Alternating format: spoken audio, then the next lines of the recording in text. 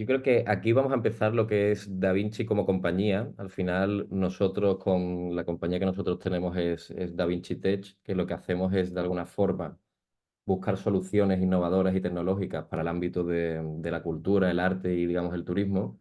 Entonces, esta empresa surge a través de varios de los socios fundadores.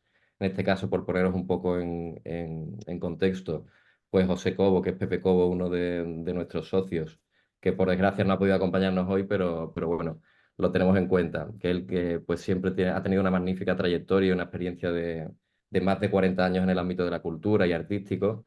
Pues también ha sido galerista, asesor de grandes colecciones privadas y empresariales, ha comisariado exposiciones, incluso ha formado parte digamos, de comité asesores en ferias de arte contemporáneo en Chicago, en Lisboa, etcétera. Entonces ha tenido siempre un perfil defensor de la cultura, defensor del arte y siempre pues innovando e intentando crear ideas y crear herramientas para de alguna forma pues mejorar toda esa experiencia de visitantes o de viajeros o de personas que visitan pues, estos museos, monumentos o incluso destinos turísticos, ¿no? Entonces, a raíz de estas conversaciones que mantuvimos hace unos años, pues salió la idea de Da Vinci. Da Vinci como producto no es más que una aplicación móvil con un guía personal dotado de inteligencia artificial. Al final, cuyo objetivo es, pues, de alguna forma, brindar experiencias enriquecidas, interactivas e inmersivas a los visitantes de museos, monumentos y otros destinos turísticos.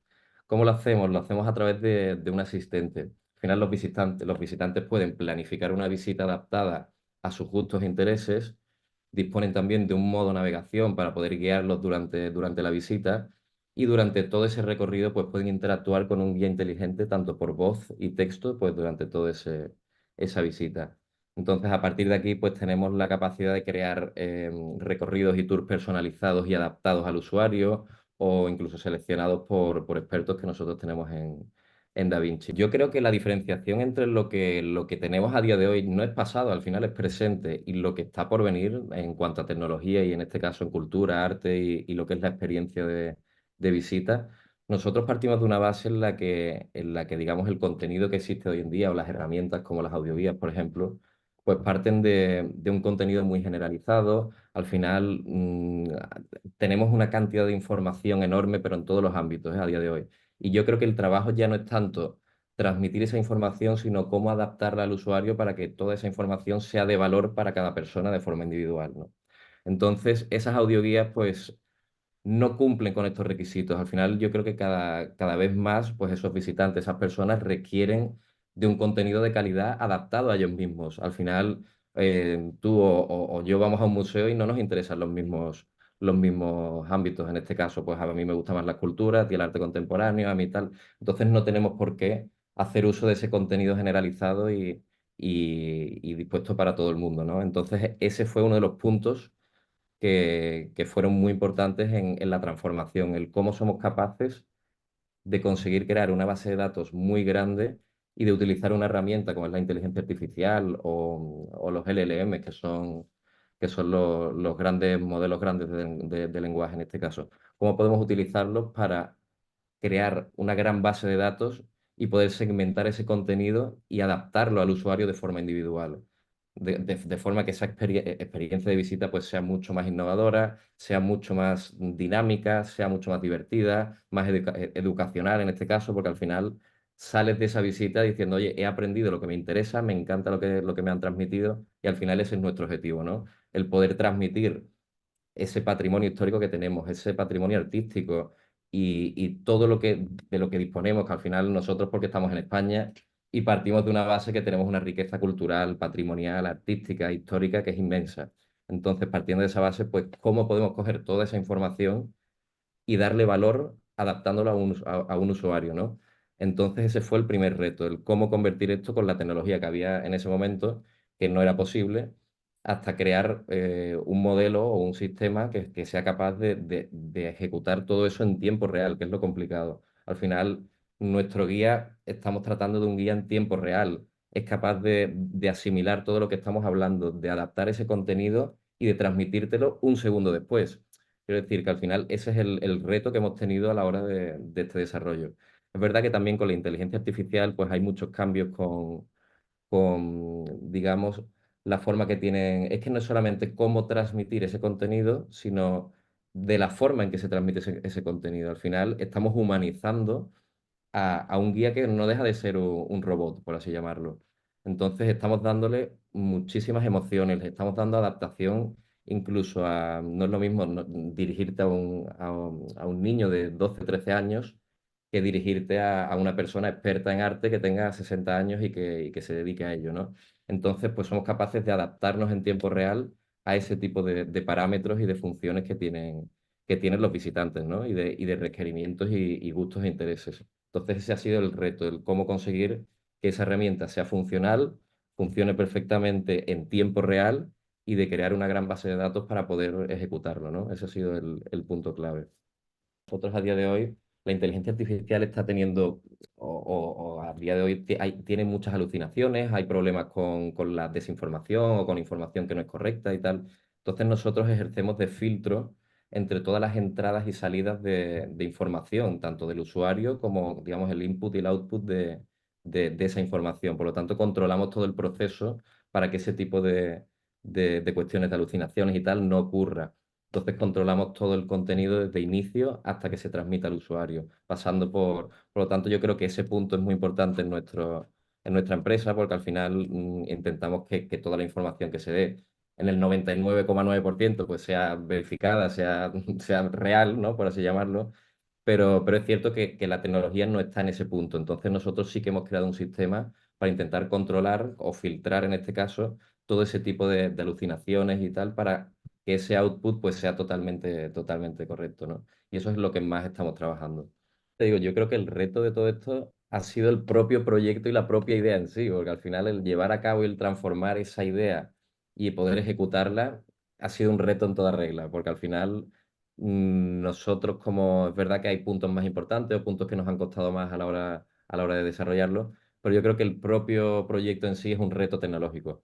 Al final no existía nada o no existe nada parecido y estábamos pues enfrentándonos a lo desconocido, ¿no? Yo en principio, yo creo que estamos en una fase del proyecto ahora mismo, llevamos varios años trabajando, o un poco menos de 2 años, bueno, en cuanto a la tecnología, si Lucas me contradice, pero yo creo que llevamos 3 años por lo menos desarrollando la tecnología y al final estamos en una fase de desarrollo final en el que nosotros lanzaremos de aquí a unos 30 días. No sé exactamente cuándo saldrán estas píldoras, pero entiendo que para cuando salgan ya estaremos en el mercado.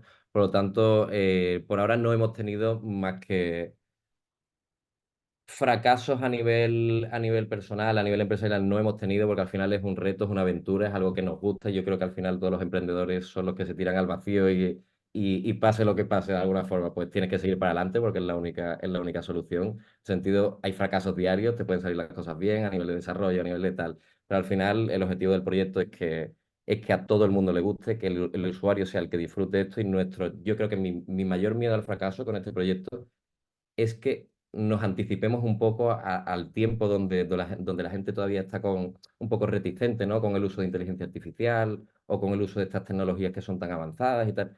Entonces yo creo que es más un miedo a que la gente no vea que sea el momento adecuado, más allá del valor que tiene el proyecto, porque para mí eso es un éxito total en ese sentido.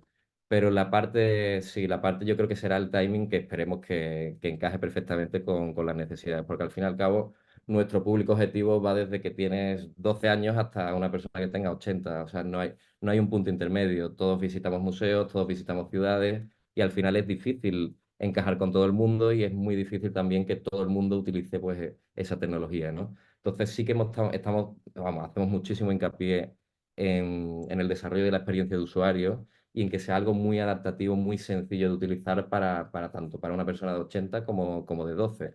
Al final, ese es nuestro objetivo, que sea para todo el mundo, que sea muy sencillo de usar y que vean realmente el valor que tiene esta tecnología, como es la inteligencia artificial, y lo poderosa que es esta herramienta para ayudarnos a tener mejores experiencias, para aprender y para incluso incentivar, pues, no lo sé, el pensamiento crítico, ¿no? En los visitantes o de alguna forma, pues, ayudarlos a que disfruten de una experiencia mucho más atractiva, ¿no? Nosotros cuando comenzamos el proyecto pensamos de forma, como todas las audioguías, de forma con inercia, ¿no? Y hacer una audioguía pensando en un usuario individual, ¿no? En un uso único, ¿no? La innovación que tenemos, evidentemente, con la inteligencia artificial es potente, pero yo creo que hay una innovación también de entender cómo funciona el ocio y el turismo en un entorno como un museo o un monumento y entender que el ocio no siempre se disfruta de forma individual. Y tú cuando vas a un museo vas con tu mujer o vas con tus amigos, vas con tu familia, ¿no? Entonces tuvimos un momento de revelación y dijimos, oye, vamos a hacer que la interacción con Da Vinci no solo seas tú el que habla con Da Vinci para preguntarle cualquier cosa, sino que tu mujer que va contigo comparta la experiencia de disfrute de un cuadro. Entonces, o una escultura, lo que sea. Pongo el ejemplo del cuadro que es el que mejor se entiende. Entonces, imagina que tú tienes una audioguía clásica y tú al final la escuchas y de forma pasiva, pues tienes una interacción, ¿no? Y la versión 1.0 de DaVinci va a ser, bueno, pues tienes una interacción activa, pero uno a uno, ¿no? Y nosotros en esa revelación lo que tuvimos, dijimos, oye, vamos a hacer que haya un grupo de personas, que sea en este caso tu mujer y tus hijas, con la obra y Da Vinci, y que se produzca ahí una interacción. Es como un chat grupal por audio donde todo el mundo habla. Si yo hago una pregunta interesante y Da Vinci me responde con una respuesta interesante, todo el mundo se beneficia de esa interacción, ¿no? Si yo tengo una curiosidad y la Mona Lisa, recuerdo que a mi hija le puse una primera prueba, ¿no? Y me ella preguntaba que por qué está mi hija de 11 años, ¿no?